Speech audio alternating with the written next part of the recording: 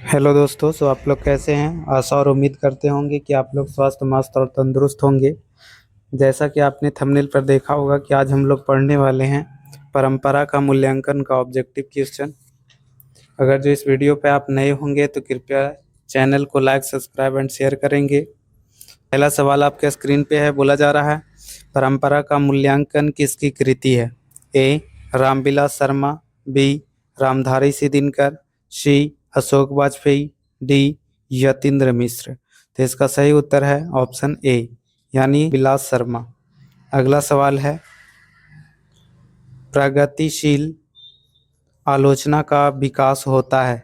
ए धर्म के ज्ञान से, बी साहित्य की परंपरा के ज्ञान से, सी कला के ज्ञान से, डी इतिहास के ज्ञान से।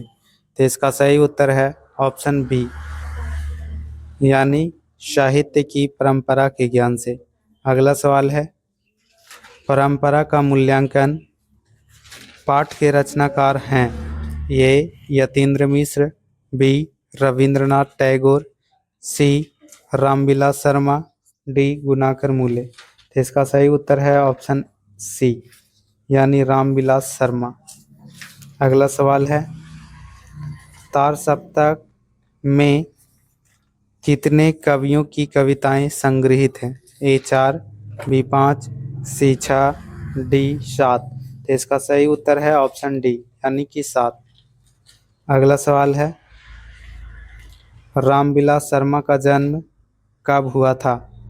ए 10 अक्टूबर 1912, बी 20 सितंबर 1913, सी 25 नवंबर 1914, डी 10 अक्टूबर 1911। तो इसका सही उत्तर है ऑप्शन ए यानी 10 अक्टूबर 1912 ईस्वी को। अगला सवाल है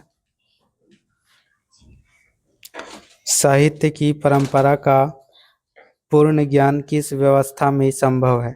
ए पूंजीवादी व्यवस्था में, बी जातिवादी व्यवस्था में, सी समाजवादी व्यवस्था में, डी भौतिकवादी व्यवस्था में। तो इसका सही उत्तर है ऑप्शन सी यानी समाजवादी व्यवस्था में। अगला सवाल है रामविलास शर्मा ने बीए कब किया। यानी रामविलास शर्मा ने बैचलर ऑफ आर्ट्स कब किए। ए 1932 में, बी 1934 में, सी 1933 में, डी 1931 ईस्वी में। तो इसका सही उत्तर है ऑप्शन ए 1932 में। अगला सवाल है साहित्य सापेक्ष रूप में क्या होता है। ए पराधीन, बी जड़, सी स्वतंत्र परतंत्र, डी स्वाधीन। तो इसका सही उत्तर है ऑप्शन डी यानी स्वाधीन। अगला सवाल है वायरन किस भाषा के कवि हैं। ए हिंदी, बी संस्कृत, सी अंग्रेजी, डी फ्रेंच। तो इसका सही उत्तर है ऑप्शन सी यानी अंग्रेजी। अगला सवाल है साहित्य में विकास प्रक्रिया किस तरह संपन्न होती है। ए समाज की तरह, बी जंगल की तरह, सी शहर की तरह, डी परिवार की तरह। तो इसका सही उत्तर है ऑप्शन ए यानी समाज की तरह। अगला सवाल है निराला की साहित्य साधना किनकी कृति है। ए दूधनाथ सिंह की, बी रघुवीर शाह की, सी रामविलास शर्मा की, डी मुक्ति बोध की। तो इसका सही उत्तर है ऑप्शन सी यानी रामविलास शर्मा की। अगला सवाल है परंपरा का मूल्यांकन किस विधा की रचना है। ए कहानी, बी निबंध, सी संस्मरण, डी लघु कथा। तो इसका सही उत्तर होगा ऑप्शन बी यानी निबंध। अगला सवाल है निराला की साहित्य साधना कितने खंडों में रचित है। ए 2 खंडों में, बी 3 खंडों में, सी 4 खंडों में, डी 5 खंडों में। तो इसका सही उत्तर है ऑप्शन बी यानी 3 खंडों में। अगला सवाल है रामविलास शर्मा किस संस्थान के निर्देशक बने। ए के एम हिंदी संस्थान, बी जे एम हिंदी संस्थान, सी हिंदी साहित्य अकादमी, डी राष्ट्रभाषा परिषद। तो इसका सही उत्तर है ऑप्शन ए के एम हिंदी संस्थान। अगला सवाल है, प्रेमचंद और उनका युग किनकी रचना है? ए प्रेमचंद की, बी डॉक्टर मुरली मनोहर जोशी की, सी दिनकर की, डी रामविलास शर्मा की। तो इसका सही उत्तर है ऑप्शन डी यानी रामविलास शर्मा की। अगला सवाल है, एथेंस किस महादेश में है? एथेंस किस महादेश में है? A Europe, B Asia, C America, D Australia. तो इसका सही उत्तर है ऑप्शन ए यानी यूरोप में। अगला सवाल है, लैटिन कवि कौन है? ए वर्जिल, बी वायरन, सी शेक्सपियर, डी रेनर मारिया रिल्के। तो इसका सही उत्तर है ऑप्शन ए यानी वर्जिल। अगला सवाल है, अज्ञे ने तार सप्तक कब संपादित किया?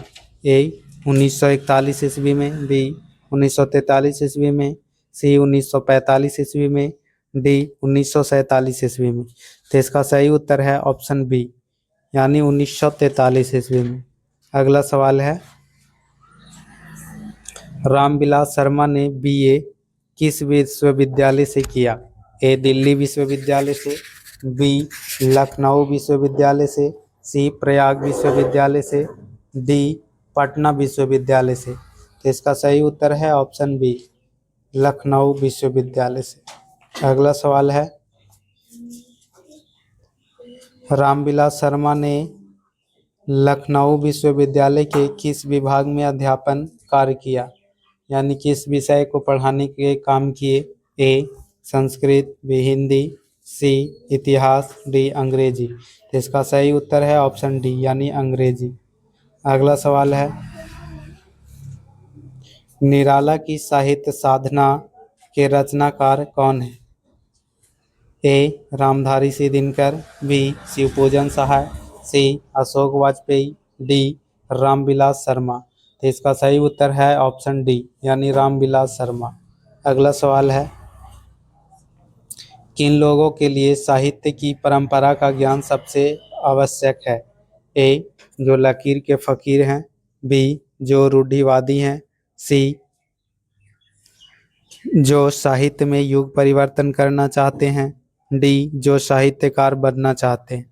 तो इसका सही उत्तर है ऑप्शन सी यानी जो साहित्य में युग परिवर्तन करना चाहते हैं। अगला सवाल है, साहित्य सापेक्ष रूप में होता है? ए पराधीन, बी स्वाधीन, सी कालाधीन, डी राज्याधीन। तो इसका सही उत्तर है ऑप्शन बी यानी स्वाधीन। अगला सवाल है, साहित्य के निर्माण में किनकी भूमिका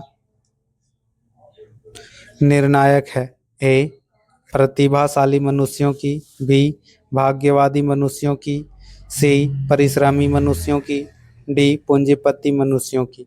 तो इसका सही उत्तर है ऑप्शन ए यानी प्रतिभाशाली मनुष्यों की। अगला सवाल है,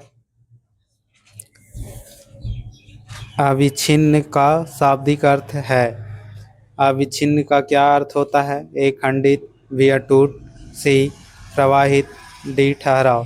तो इसका सही उत्तर है ऑप्शन बी यानी अटूट। अगला सवाल है, कौन सा ऐसा गुलाम देश था जिसकी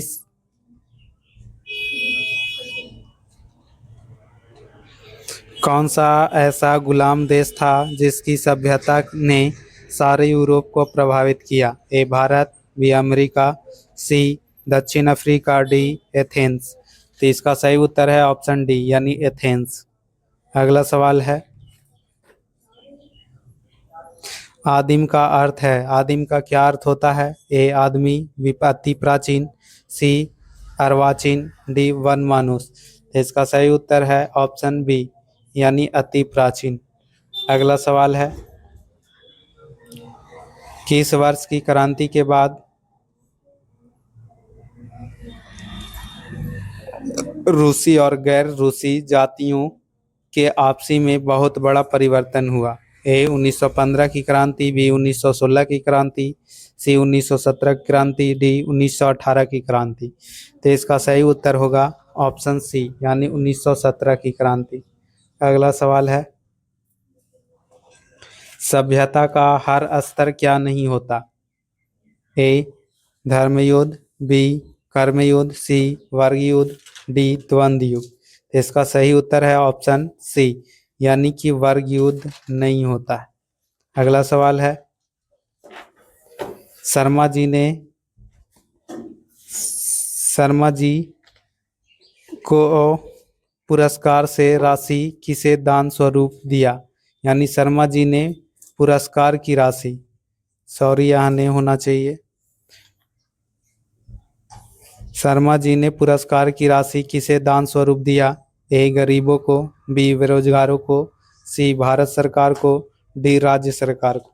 तो इसका सही उत्तर है ऑप्शन सी यानी भारत सरकार को।